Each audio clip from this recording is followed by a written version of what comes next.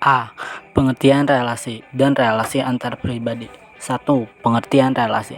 Relasi merupakan hubungan timbal balik antar individu yang satu dengan individu yang lain dan saling mempengaruhi. Suatu relasi atau hubungan akan ada jika tiap-tiap orang dapat meramalkan secara tepat macam tindakan yang akan datang dari pihak lain terhadap dirinya. Relasi antar pribadi adalah hubungan antara dua orang atau lebih yang dapat terjadi dalam waktu singkat maupun waktu yang lama dan terus-menerus hingga langgeng. B. Jenis relasi antar pribadi. Menurut Depito 2013, secara garis besar terdapat 4 jenis hubungan atau relasi antar pribadi, yaitu hubungan atau relasi pertemanan, hubungan atau relasi percintaan, hubungan atau relasi keluarga, dan hubungan atau relasi profesi. Selanjutnya, menurut Andi, relasi antar pribadi diklasifikasikan berdasarkan faktor berikut. Pertama, berdasarkan jumlah individu yang terlibat. A. Hubungan diet atau dua individu. William Wilmot mengemukakan ciri khas hubungan diet yakni memiliki tujuan khusus, individu menampilkan wajah yang berbeda dengan wajah yang ditampilkan dalam hubungan diet yang lain, dan berkembang pola komunikasi termasuk pola berbahasa unik atau khas yang membedakan hubungan tersebut dengan hubungan diet yang lain. B. Hubungan triad atau 3 orang. Memiliki ciri lebih kompleks, yaitu tingkat keintiman atau kedekatan antar individu lebih rendah, dan keputusan diambil berdasarkan voting atau suara terbanyak. Berbeda dengan hubungan diet, keputusan diambil melalui negosiasi. 2. Berdasarkan tujuan yang ingin dicapai. A. Hubungan tugas. Hubungan terbentuk karena tujuan menyelesaikan sesuatu yang tidak dapat dikerjakan oleh individu. Misalnya, hubungan antara pasien dan dokter, hubungan mahasiswa dalam kelompok mengerjakan tugas, dan lain-lain. B. Hubungan sosial. Hubungan tidak terbentuk dengan tujuan menyelesaikan sesuatu, tetapi terbentuk baik secara personal dan sosial. Contohnya, hubungan dua sahabat dekat, hubungan dua orang kenalan saat makan siang, dan sebagainya. Yang ketiga, berdasarkan jangka waktu. A. Hubungan jangka pendek atau berlangsung sebentar. Misalnya hubungan antara dua orang yang saling menyapa ketika bertemu di jalan. B. Hubungan jangka panjang atau berlangsung lama. Semakin lama hubungan, semakin banyak investasi yang ditanam di dalamnya. Misalnya, berupa emosi atau perasaan, materi, waktu, komitmen, dan sebagainya. Karena investasi yang ditanam itu banyak, maka semakin besar usaha kita untuk mempertahankannya. Yang C. Tahap-tahap relasi antar pribadi. Menurut Ruben dan Stewart, tahap-tahap relasi interpersonal meliputi A. Interaksi merupakan tahap paling awal dari suatu relasi interpersonal.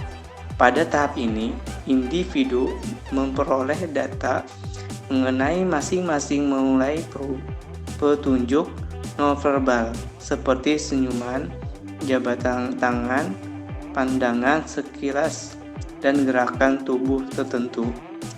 Yang B. Eksplorasi.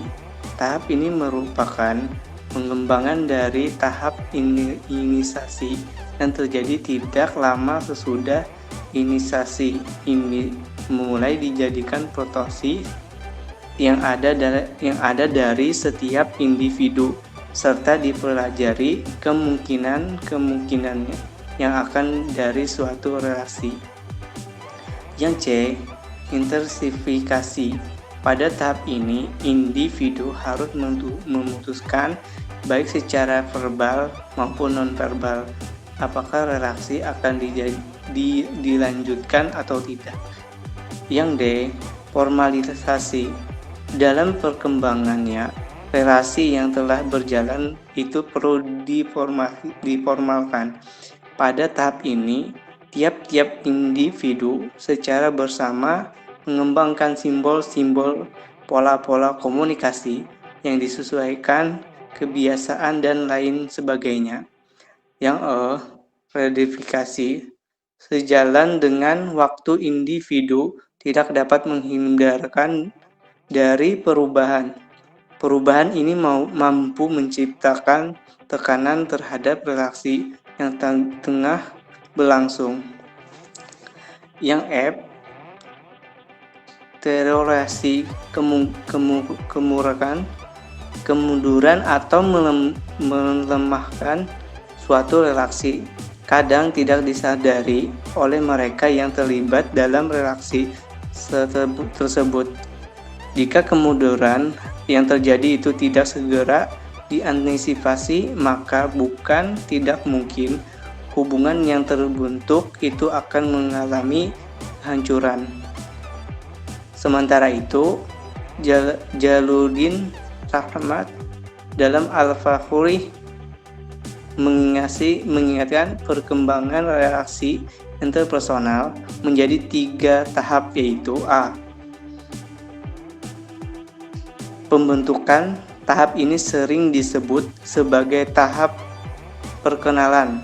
Fokus pada tahap ini adalah proses penyampaian dan penerimaan informasi dalam pembentukan relasi. Informasi yang diperoleh tidak selalu melalui komunikasi verbal, melainkan juga melalui komunikasi nonverbal.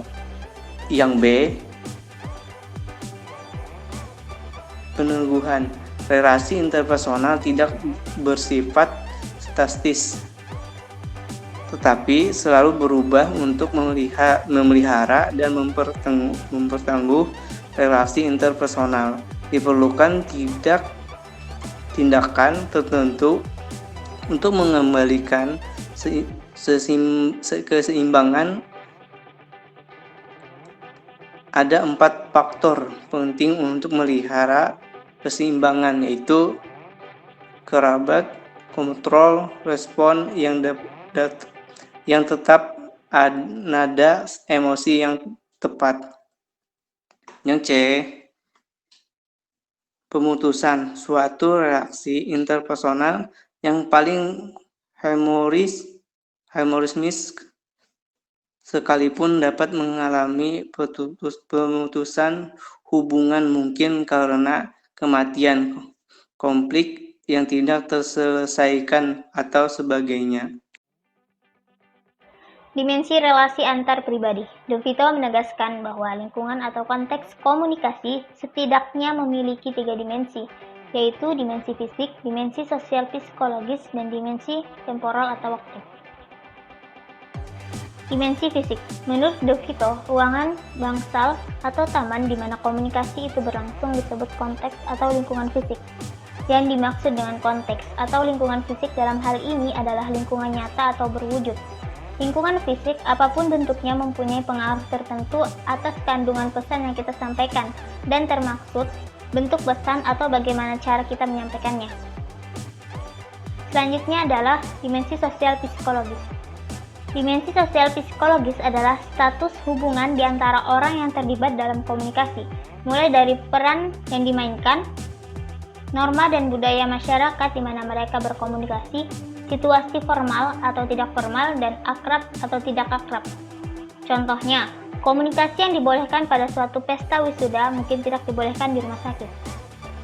Karena pada dasarnya komunikasi yang terjalin di antara hadirin pada pesta wisuda tentunya semuanya dalam suasana gembira. Sementara itu, suasana di rumah sakit kebanyakan bernuansa sedih dan iba. Oleh sebab itu, kita harus pandai-pandai menyesuaikan diri dengan suasana lingkungan pada saat kita berkomunikasi. Yang terakhir adalah dimensi temporal atau waktu. Dimensi ini mencakup waktu dalam sehari maupun waktu dalam hitungan sejarah di mana komunikasi tersebut berlangsung. Mulai dari adanya suatu pesan khusus yang sesuai dengan rangkaian kejadian komunikasi. Contohnya, bagi sejumlah orang, pagi hari bukanlah waktu yang tepat untuk berkomunikasi. Sementara bagi orang lain, pagi hari justru merupakan waktu yang ideal untuk berkomunikasi. Kita tentu bisa membandingkan antara orang yang sibuk dengan pekerjaannya pada pagi hari dengan orang-orang yang suka begadang pada malam hari. Jadi pagi harinya tentu masih merasa loyo serta ingin bermalas-malasan.